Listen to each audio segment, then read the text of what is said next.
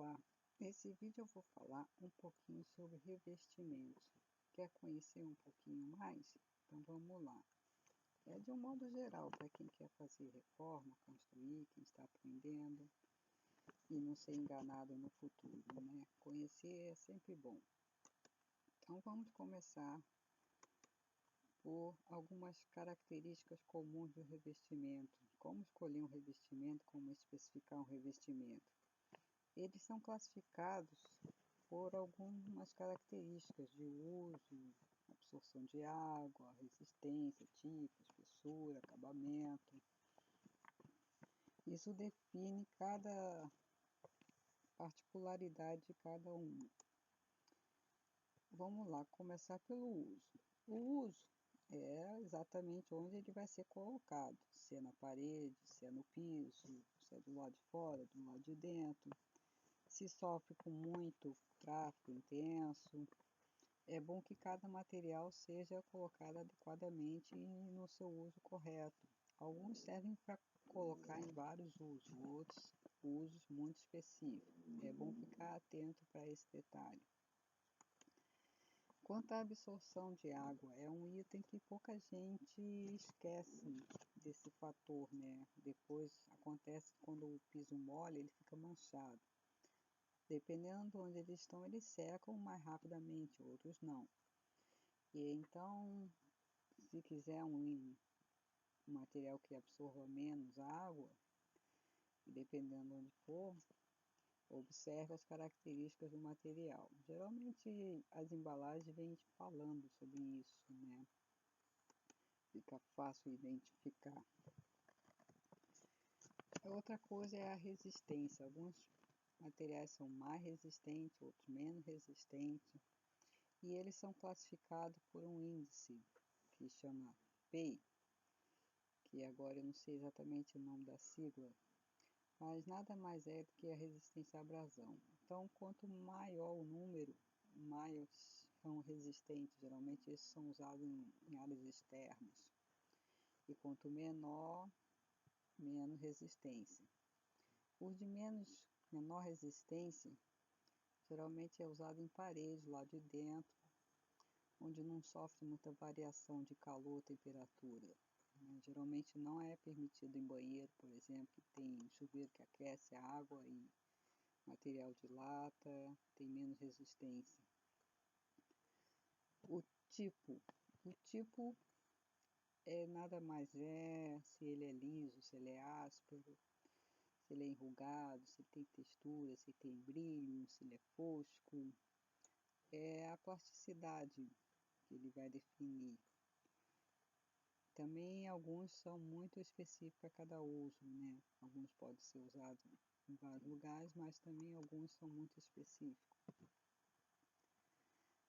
A bitola. A bitola é um item que é a espessura do material. Mesmo sendo materiais semelhantes, essa espessura varia muito de fabricante para fabricante.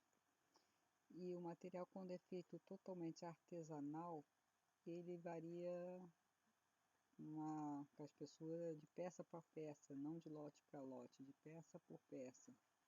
Essa variação é considerável. É preciso ficar atento, principalmente quando vai se utilizar materiais diferentes. Senão fica um dente, né, na hora do acabamento de um material para o outro, porque um é mais espesso do que o outro.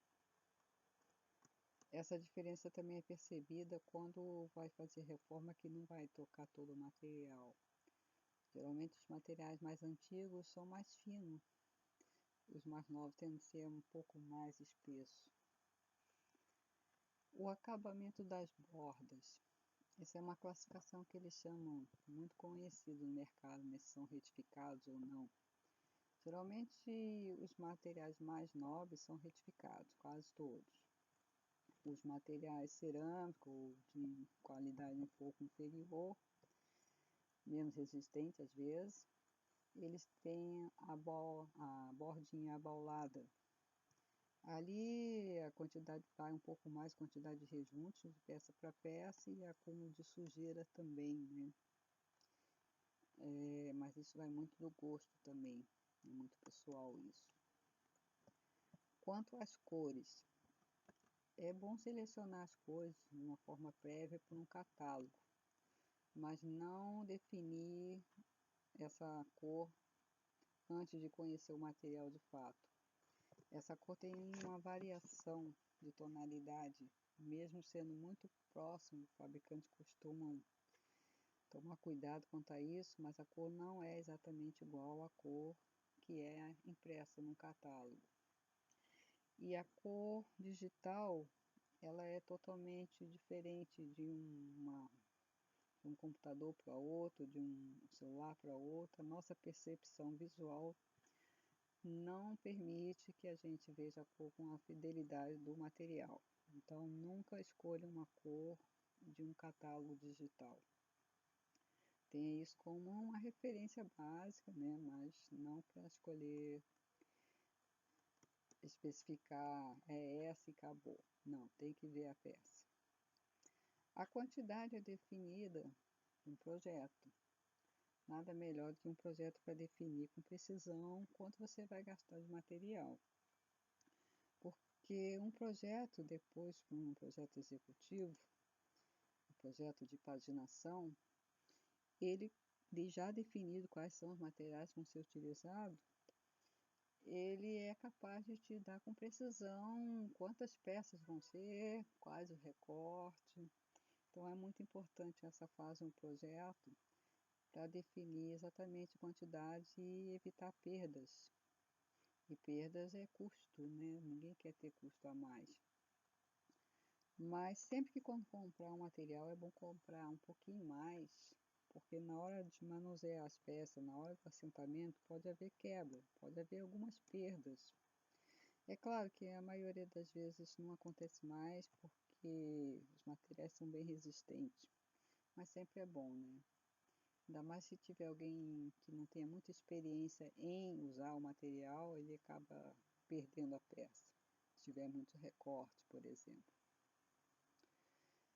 Quando uma obra precisa de peça de reposição, e foi comprada a menos, por exemplo, procure comprar peças que têm o mesmo lote de fabricação, justamente por causa da variação de tonalidade.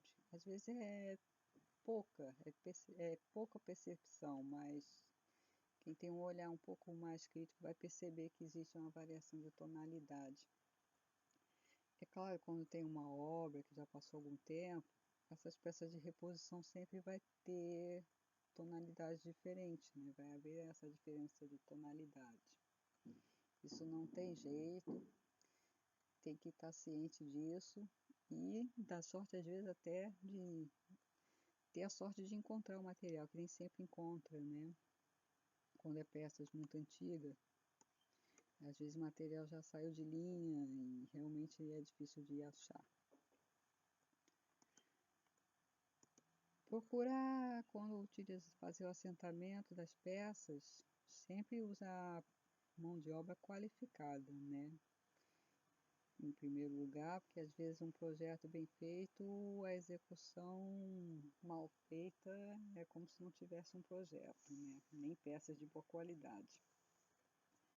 E procurar também usar sempre as argamassas de assentamento específicas para cada tipo de material. Não é à toa que o mercado tem uma variedade enorme de argamassas, né? Porque o mercado tem uma variedade enorme de materiais. Então, procurar usar sempre cada um de acordo com a sua especificidade, né? E a limpeza,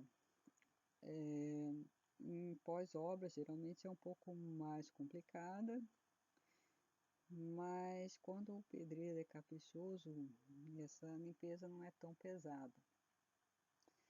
E se acontece às vezes de cair alguma coisa, cimento, qualquer coisa em cima do piso, deixar sabão em pó em cima, um montinho de sabão em pó que ele vai ajudando a dissolver.